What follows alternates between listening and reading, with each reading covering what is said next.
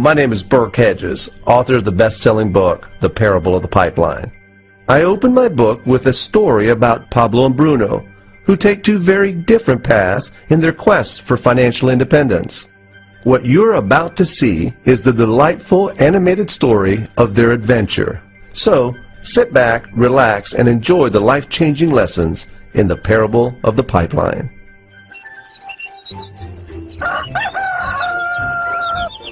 Far away, in a small village, near a beautiful valley, lived two friends, Pablo and Bruno. They were both young and dreamed of a better life for themselves. They'd often discuss their dreams about how they would become the most successful men in the village. They weren't afraid of hard work, and they searched for opportunities to help realize their goals and achieve their dreams.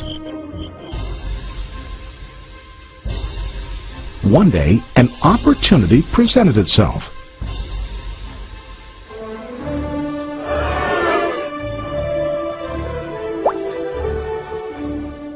The mayor of the village decided to hire two people to bring water from a spring up on the mountain, across the valley, back down to the village. They were to be paid based on the amount of water delivered to the village. Bruno and Pablo enthusiastically got to work.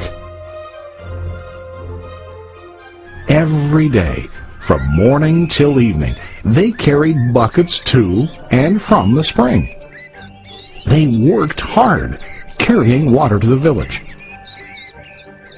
In the evening, they'd return home with their day's wages.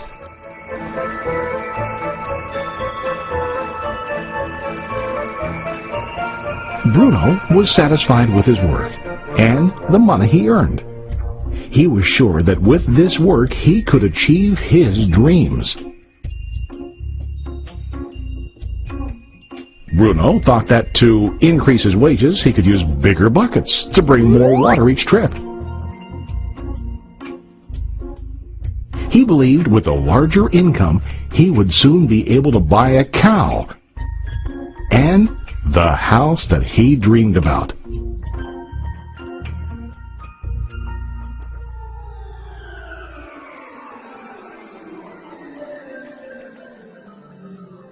Now Pablo was not satisfied.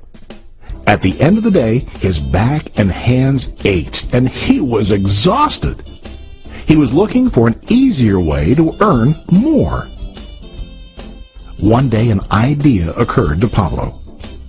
He imagined building a pipeline to deliver the water from the mountain spring to the village. With this pipeline, he could get more water to the village without carrying buckets back and forth from the spring to the village. Soon, he got very excited about his idea and began to plan. Pablo, of course, shared his idea with his friend Bruno and asked him to join with him to work on and help build the pipeline. Bruno thought the idea was crazy. All Bruno could think about was what his money could buy today and how to get it quicker. He felt that building a pipeline would slow him down and delay him in achieving his goals. Instead, Bruno got bigger buckets and went more often back and forth, fetching water. He was sure that with this method, he could make more money.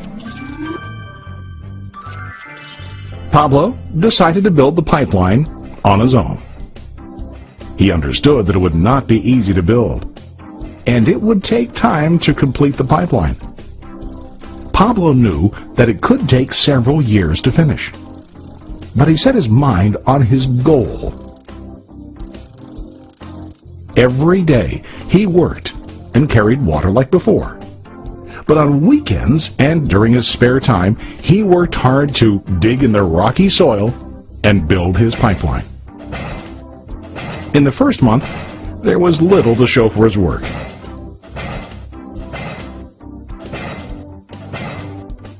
Bruno and the villagers laughed and teased him. They called him Pablo the Pipeline Man. During this time, Bruno's income doubled. He already bought a cow and a bigger house. His lifestyle changed. He now spent time after work in the bar, enjoying his hard-earned wages from delivering water.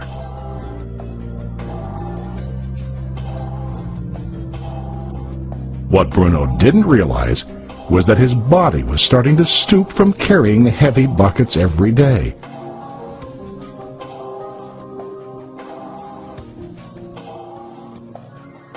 His face looked worn and his body tired.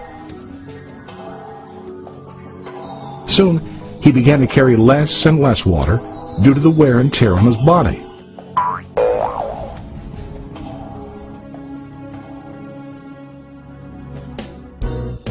Month after month, Pablo worked. Soon a year passed, and then a second year.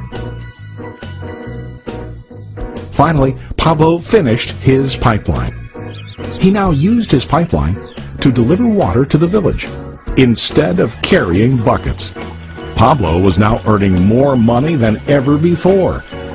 The water continued flowing to the village, while Pablo wasn't working.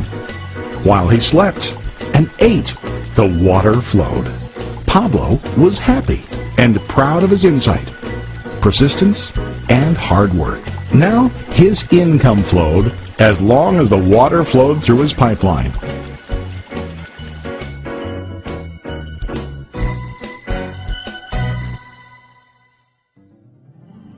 The story of Bruno and Pablo is a reflection of life.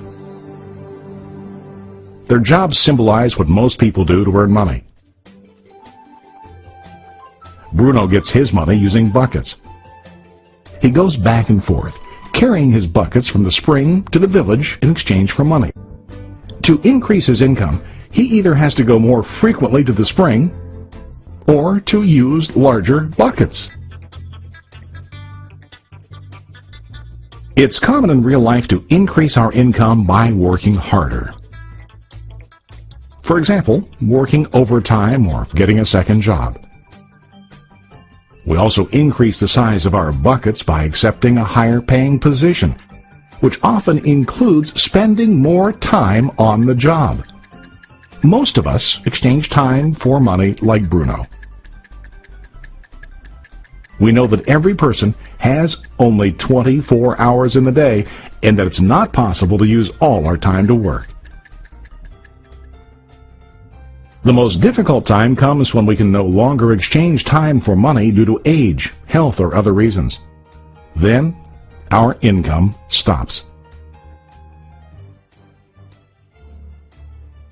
Now let's review what Pablo did.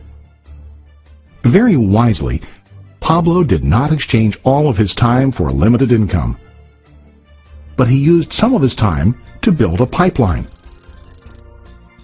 He knew that the pipeline would bring ongoing income as long as the water flowed. An ongoing income that multiplied the time he worked each day. Pablo knew that someday, maybe because of age or health, he would no longer be able to exchange his available time for money. Pablo knew that if he could make his idea of a pipeline work, then he only has to do the hard work of building the pipeline. After the pipeline was completed, Pablo was able to monitor and maintain the flow of water to ensure that his income will continue. Pablo has shown us that to earn an income, we don't always have to directly exchange time for money. There really are better ways. How about you? Are you still like Bruno, who directly exchanges time for money? Or do you want to be like Pablo, building and maintaining a pipeline for ongoing income? If you are interested in the idea of building your own pipeline, contact the person who lent you this presentation. You can start building your pipeline today.